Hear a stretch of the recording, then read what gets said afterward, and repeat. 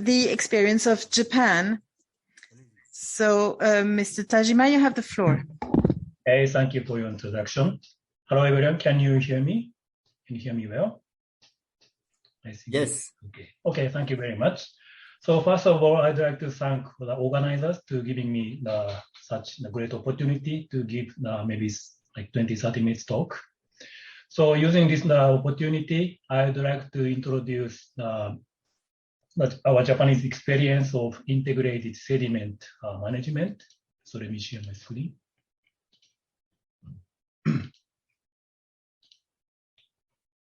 Yeah, so again, my name is Yoshimitsu TAJIMA from the University of Tokyo, and my specialty is coastal engineering. So today again, I would like to talk about the integrated sediment management and coastal protection conservation measures in Japan. So the basic concept of integrated sediment management is that we look at all the entire sedimentary system. So for the viewpoint of coastal engineering, we'd like to have the sufficient supply of sediment from the land. But in order to achieve such the goal, we need to look at all the entire sedimentary system. So maybe, for example, in this picture, we have different measures. The measure one could be to control sabo dams. That's the dams for the sediment to prevent sediment disasters. So maybe we need to control to achieve sufficient sediment transport without losing the disaster protection mitigation functions.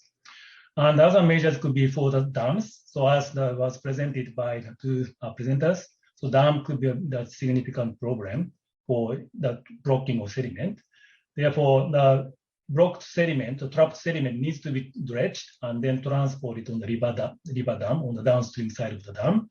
And at the same time, we need to have some sufficient facilities to enhance the sediment transport, that transport sediment from the upstream side of dams to the downstream side of the dams. Then at the same time, the measure three, the sediment may be deposited on the bedrock, the riverbed, and the sediment needs to be transported all the way to the coast. Then maybe, so as mentioned by the second presenters, the nourishment, beach nourishment could be one of the effective measures for mitigation of coastal erosions. So maybe use of the bed materials is another measures. Then as outcomes, we expect the sufficient sediment supply that could give the restoration of river environments, and at the same time, we could somehow mitigate the coastal erosion problems. And also for the coastal side, as was already, it looks that many efforts has been already done in the West Africa, but we may need to put some structures to control the sediment transport. And not only the trapping sediment, those structures can somehow reduce the sediment transport rate. Therefore, even with the relatively less amount of sediment supply from the river, we can somehow mitigate coastal erosion problems. So the possible structures can be like the street dams or the sabo dams, and also some gritted dams that can allow sediment to move in the daily situations. And also we have some sand bypassing tunnel to transport sediment on the upstream side of the dams to the downstream side. Then the coastal erosion, we could have nourishment, and also we could have some structures, groins, headland, and artificial reefs to control the sediment movement on the coast. Then, so now we are working on the integrated sediment management. Then, so this map actually shows in different rivers, different offices, then they focused on the integrated sediment management. Then the river shown in the red square, those rivers actually already established the integrated sediment management project plan. So therefore, maybe we could have different experiences. So maybe the river type between Japan and West Africa could be different, but we have a lot of experiences. So maybe some of those rivers could be useful. Our experience of some of these rivers could be useful for the establishment of integrated sediment management plan in the western coast of Africa. Then actually to promote this kind of activity, the government of Japan, the Ministry of Land and Infrastructure, they give some logos. So if you establish that kind of integrated sediment management project plans, then we can, they give us some this kind of the logos to appreciate their efforts. Then, so also we have the guidelines for establishment of the integrated sediment management plan. And in that guideline, they show the flow chart, something like this. So it's kind of step by step. Then the first thing we have to do is that we need to understand the characteristics of the entire sedimentary system. Then after we obtain such kind of informations, then we are ready to investigate the goals of the integrated sediment management. Then after you set up your goal, then we need to start to discuss about how to implement, how to achieve such goal. So what could be the best integrated sediment measures to achieve such kind of goals. Then at the same time, as was already presented, monitoring is very, very important, because after you think about the measures, then we need to evaluate. Then we need to check if the goal we expected is really satisfied or not. So monitoring is very, very important. Monitoring plan is very important. So after all these discussions, then integrated sediment management plan can be established. Then after this is established, then we have to implement. So the first is to implement the actual measures. Then we do the monitoring. Then we evaluate the measures. Then if ISMP, the integrated sediment management plan requires the revision or not, then if it's needed, the minor revisions, then we make some revisions. Then we made some modification of the measures. Then we can go back. So this can be like a PDCA cycle. So we do some the measures, the countermeasures for coastal erosion management and sediment transport. Then, but the evaluation of the monitoring and also evaluation of those measures are quite important. Then we can go back. So PDCA cycle could be very, very important. And at the same time, this flowchart also says that in case of the significant change of the entire sediment system, then we may have to go back to the initial state. So we have to do survey again to understand the actual phenomena, current status of the sedimentary system. And those event may be due to the significant event of the gigantic sediment yield, or maybe we can have some new findings or technologies can be obtained, or somehow we may have some new or unforeseen problems, or the human activities, including some of the structures or maybe the sediment mining. Those could affect on the entire plans of ISMP. And yes, all these events could, under all those events, we may have to reconsider or re-establish the ISMP. So then at the same time, it may be important to establish a team, to form a team for ISM consisting of various stakeholders and organizers concerned. And it looks like, to example, in West Africa, you have already developed such kind of a team. Therefore, maybe we are ready to establish ISMP. And then, so ISMP consists of the maybe following items. So first is, again, we need to understand the characteristics of the entire sedimentary system. So maybe we need to outline the target sedimentary system. Then we need to check the current status and problem of the system. Then ISMP needs to clarify the goals of ISM and also measures to achieve goals. Then the monitoring plan is very important. Then at the same time, we have to specify the roles of all the organizers, stakeholders, who are related to this program. So I'd like to show some example in the case of the Tenryu River. And the Tenryu River has the largest sediment yield in Japan. So then, so this picture just shows the entire sedimentary system. So first we overlook all the different locations and the upper reach from the mountains to all the way to the coast. And this is the entire sedimentary system. Then we need to check what could be the bottleneck in terms of the sediment transport. Then after we obtain all these informations, and maybe one of the important feature that we may want to obtain is that, so in case of Tenryu River, they classified the bed materials in terms into 4 classes. in terms of the different size of sediments. So in the different locations, then the bed materials has different grain size. And so maybe so in these four the classifications, the first two larger the bed materials, they are not really transported all the way to the coast. So they could be the bed material, river bed materials. Then maybe the second one, this is the second finer sediments. That could be the sediment material that we really require in the coast. So they remain on the coast and they can develop the coast beach. Then the first the most finer one, and they can be transported easily to the coast. However, at the same time, they are transported further offshore, then deposited in the deep water. So those the very fine component does not really contribute for the coastal protection, for the mitigation of coastal erosion. So specification, this kind of the classified sediment materials, then we need to make sure that not only the total amount of sediment, but also we need to consider the grain size of the materials and the volume of the preferred class these sediments to be supplied for the coast. So that for classification, to understanding the actual phenomena in the Tenryū River system, so one of the key bottleneck is, as you imagine, that dams. Then, so Sakuma Dam is one of the major dams in the Tenryū River system. Then, as you can see, so we can have a bathymetry data in the dams.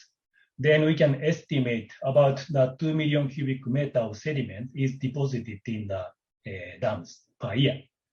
So the amount of sediment yield from the upstream of Sakuma Dam is all trapped at the Sakuma dams. Then at the same time, the upstream side of the Sakuma Dam, they have the Miwa Dam, and all this dam is almost, the sedimentation is really serious. So from this information, we can estimate. So we used to have the sediment supply from the land to the coast. That amount was about million cubic meters. But now the sediment are trapped at Sakuma Dam. Therefore, we are losing such amount of the sediment. Then, based on our estimation, the sediment supply to the river, to the river mouth is now the 10 times that smaller. So 0.1 million cubic meter per year is supplied to the coast. So then at the same time, we also need to monitor the coast. Then this one just shows how serious the erosion problem is. So this picture shows the area photograph in 1946 and 2005, and the serious erosion occurred. Then the lighthouse used to be on the beach, but now it's under the water now.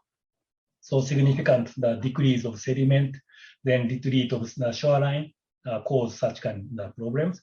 And at the same time, we also need to estimate the volume of sediments. So how much sediments we are losing near the river mouth is very, very important for to think about the goal for the integrated sediment management. Then, so the Tenryū River system, so they focus on the lower reach of the river. So from the Sakuma Dam, Akiha Dam, and Funagira Dam, all the way to the coast. So they focus on this area. So it's not really the entire sedimentary system, but they mainly focus on these dams because based on their surveys, we know that Sakuma Dam has the most dominant bottleneck in terms of the sediment trap. So then based on their integrated sediment management plan, so they have 6 different principles. And those could be very important. So the first is most important maybe is that maintain the continuity of sediment transport. So at different locations, we have different bottlenecks. So we have to make sure the continuity of sediment transport, even if you solve the problem at the Sakuma Dam.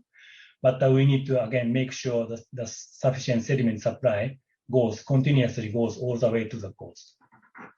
Then we need to find integrated solutions, management measures against each problem. But again, you have to think about the entire sedimentary system. The impact of each measures could have some impact on the different locations. Therefore, we have to think about the entire sedimentary system. And at the same time, so even though we could increase the sediment transport, but the most important part may be that we need to secure the disaster protection mitigation functions. Therefore, even though the sediment supply could be enhanced, but at the same time, we have to make sure the disaster protection mitigations against the river flood.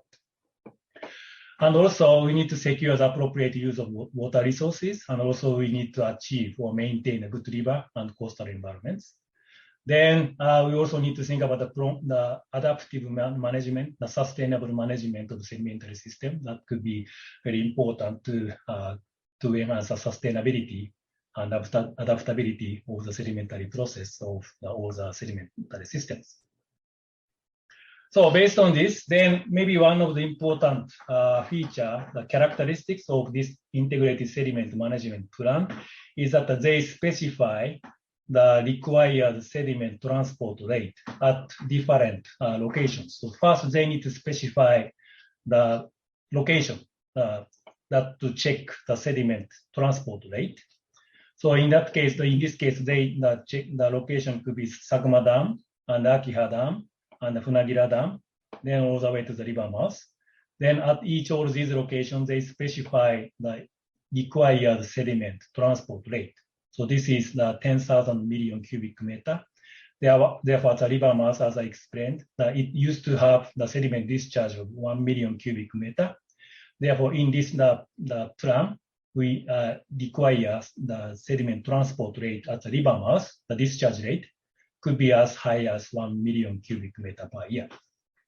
Okay. Therefore, once after you specify these kind of goals, the requirement, then we need to monitor the actual movement of sediment and the change of bathymetry. Then we need to check if the required transport rate is satisfied or not. Then, so based on these the goals, then we also need to think about the possible measures to achieve such kind of goals. So the measures in the case of Sakuma Dam is that the sediment is already accumulated in the dam.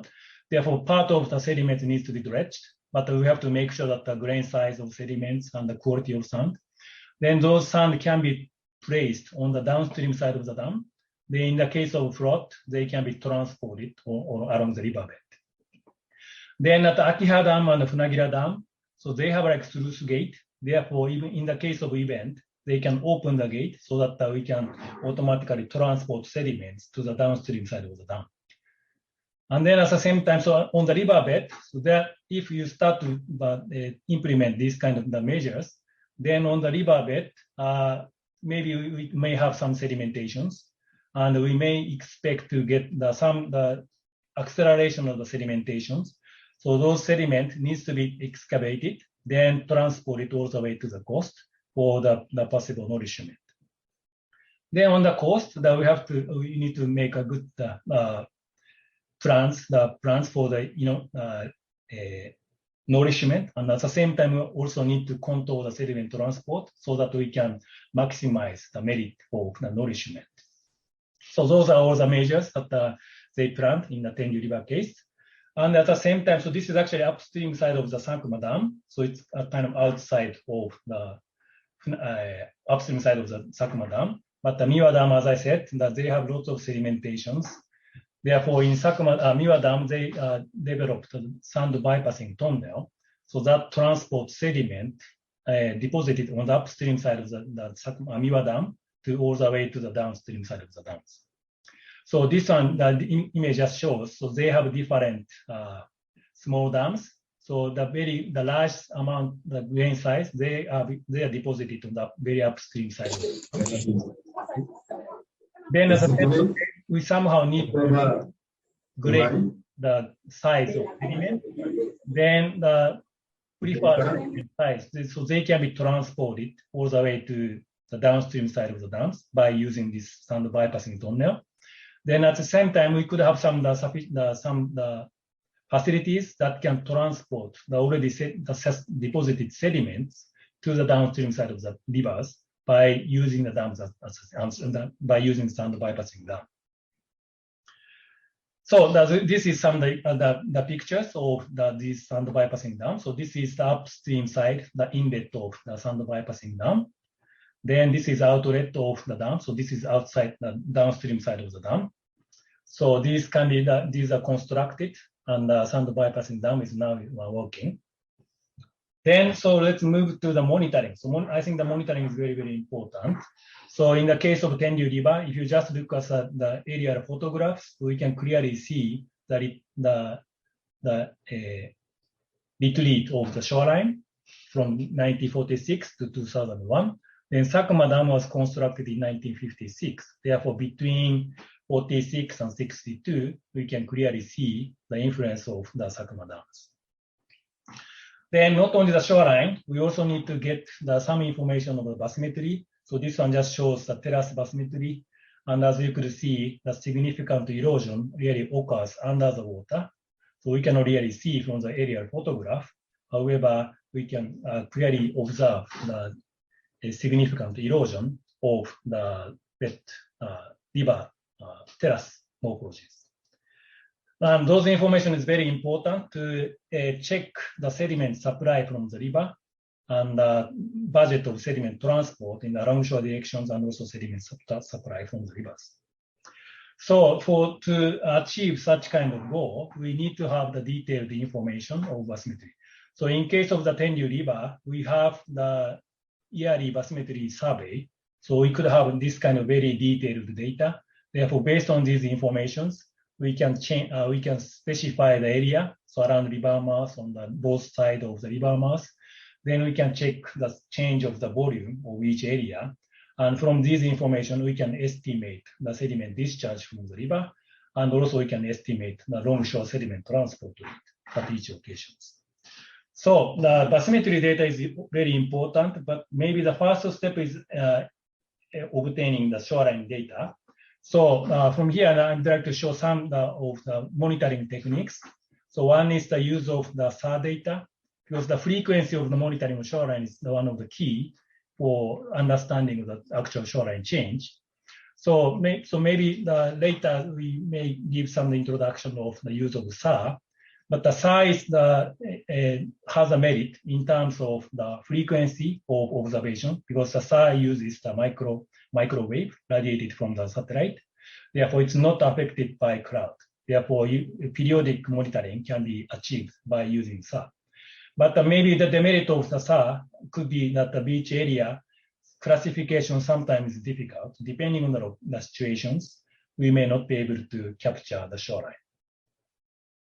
Then at the same time, the field camera can be used. So if you look at the more regional, the local conditions, then in this is an example that we installed 3 field cameras to monitor the river mouth. Then by using those, then we can make some rectification of the image so that we can change the original image to the image from the top. Then, so by using those images, we can obtain this kind of animations. So this animation shows within several months how the sand spit on the Tenryu River mouth has been changed. So this kind of the monitoring could be useful to understand the daily conditions and the time average conditions of the river mouth, and to think about the appropriate sediment coastal protection management. And then for the estimation of bathymetry, maybe now we can apply the UAV, and UAV can take not only the still image, but also the movies. So by using movies, we can estimate the propagation speed of waves.